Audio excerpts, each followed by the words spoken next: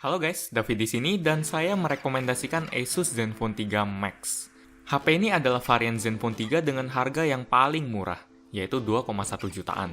Dengan duit segitu, Anda sudah bakal ngedapetin desain yang keren banget, terutama bagian depannya, yang menurut saya malah lebih bagus dari bagian depan Zenfone 3 doang, yang harganya 4 juta itu. Selain itu, performanya juga mantap. Mau main game apapun juga oke. Walaupun settingannya ya nggak bisa di-set ke yang paling tinggi kalau mau mulus banget. Kalau nggak perlu mulus-mulus banget, di-set ke yang paling tinggi juga sanggup. Apalagi ya? Oh iya, baterai. Di Zenfone 3 yang kelihatan kecil ini, baterainya sudah berkapasitas 4130 mAh. Dan daya tahannya sudah pasti sehari lebih kalau pemakaian Anda nggak gila-gilaan. Tapi ya anehnya, walaupun HP ini ngejual baterai, saya malah lebih fokus sama desainnya yang kece banget sama performa yang kenceng banget. Pokoknya HP ini recommended deh, kalau Anda bisa toleransi dua kekurangan kecil yang ada di HP ini. Kalau mau lihat kelebihan dan kekurangan HP ini secara lebih lengkap, mampir aja ke channel saya buat ngeliat reviewnya. Lanjut. Untuk bayar skat bulan ini, Sobat HP akan merekomendasikan Asus Zenfone 2 versi 5,5 inch. Ada 3 alasan utama kenapa saya merekomendasikan HP ini. Pertama adalah desain. HP ini punya desain yang cantik dan seksi. Sekilas akan terlihat seperti HP mahal. Ya, walaupun emang mahal, berbahan metal dan kaca serta bobot yang ringan bikin HP ini enak banget digenggam. Kedua adalah spesifikasi. Zenfone 3 punya spesifikasi yang cukup tinggi, yaitu prosesor Snapdragon 625, RAM 4GB, dan internal storage sebesar 64GB.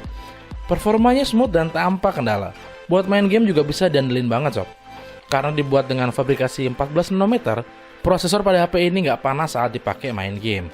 Jadi cocok banget buat kamu yang suka main game berjam-jam di HP. Ketiga adalah kamera.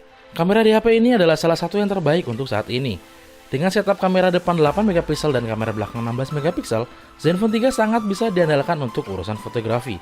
Hasil foto bisa kalian lihat di sobathp.com ya. Review lengkap HP ini bisa kalian lihat di channel Sobat HP. Nggak tahu Sobat HP? Deso. Next.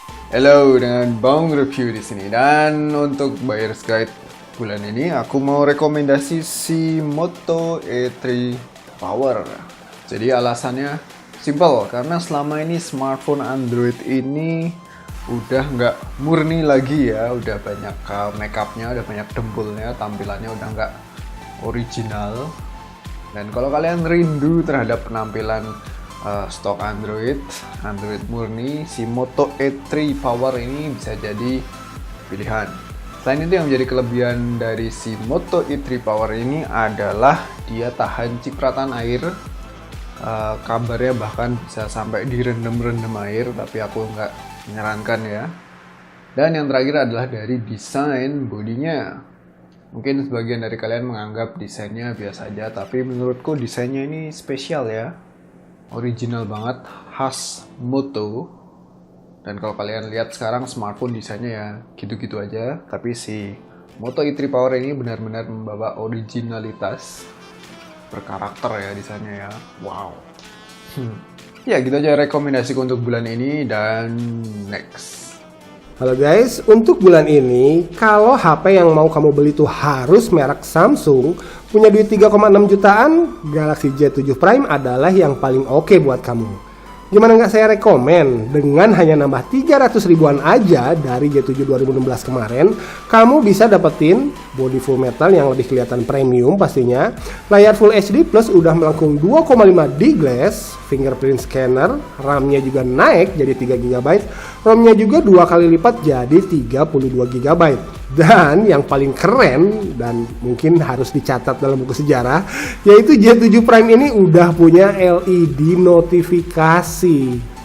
Mantap. Ntar dulu, karena ada beberapa yang berkurang juga di J7 Prime ini. Pertama, ongkos pasang LED notifikasi tadi ternyata diambil dari LED flash kamera depan yang sekarang dihilangin men. Nah loh, near field communication juga dicabut di sini. Dan yang terakhir, ya experience gaming HD dengan grafik terberat saat ini, ya walau masih kebilang nyaman sih di J7 Prime ini, tapi sedikit kalah oke dibanding J7 2016 yang lama. Penyebabnya? Ya jelas layar yang hanya HD di J7 yang lama lebih bersahabat dengan prosesor, GPU, dan baterai. Jadi ngegame bisa sedikit lebih mulus dan sedikit lebih lama. Tapi ya sedikit aja kok bedanya. Walau tetap, J7 Prime secara overall masih lebih worthy menurut saya dibanding J7 2016 yang lama. Toh, gamenya juga masih tetap nyaman kok. Tapi, kalau brand Samsung bukanlah suatu keharusan, Zenfone 3 yang layarnya 5,2 inch bakal lebih saya rekomendasikan. Karena selisih harganya sekarang hanya 100-200 ribuan aja lah. Tapi, kamu dapat performa hardware, performa UI, performa kamera, performa musik, dan kelengkapan sensor yang signifikan lebih mantap dari ini. Kecuali buat kamu-kamu yang memang butuh baterai yang lebih awet. Oke, itu dia rekomendasi obat gaptek untuk bulan ini. Oke, next. Untuk bayar skate bulan ini, Gadget Gaul ngerekomendasiin LG X Power. Setelah kurang lebih 2 minggu pakai HP ini, saya ngerasa puas banget, terutama soal performa baterainya yang impresif. Yaps, dengan baterai 4100 mAh, saya bisa pakai HP ini buat main Twitter, Facebook, Instagram, YouTube, main game, nonton film, dan sesekali foto-foto selama 2 hari tanpa harus ketemu charger apalagi powerbank. Baterai yang bongsor ini juga nggak bikin body LG X Power kelihatan gendut, justru malah bisa tetap seksi kayak gini. Meski kapasitas baterainya gede, LG X Power udah dukung fast charging loh dengan teknologi Qualcomm Quick Charge 2.0. Pasti pada bingung, kok HP dengan prosesor MediaTek ini bisa pakai teknologinya Qualcomm ya?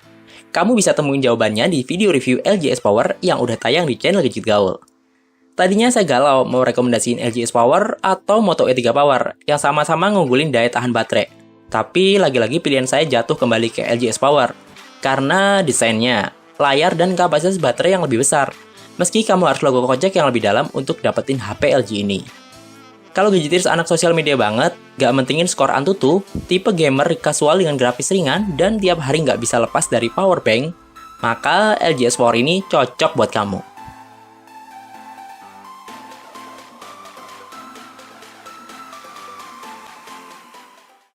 Ya, itu dia tadi. Teman-teman dari referral lainnya sudah merekomendasikan handphone atau smartphone untuk kalian miliki bulan ini.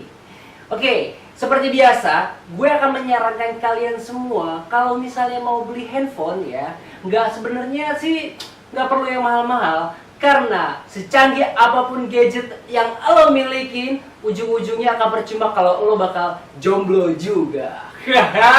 Oke, kalau gitu gue undur diri dan sampai bertemu di Buyer's Guide lainnya dan episode berikutnya dan video yang lainnya. Jangan lupa untuk subscribe dan bye bye bye bye bye bye bye bye bye bye. Wow wow wow.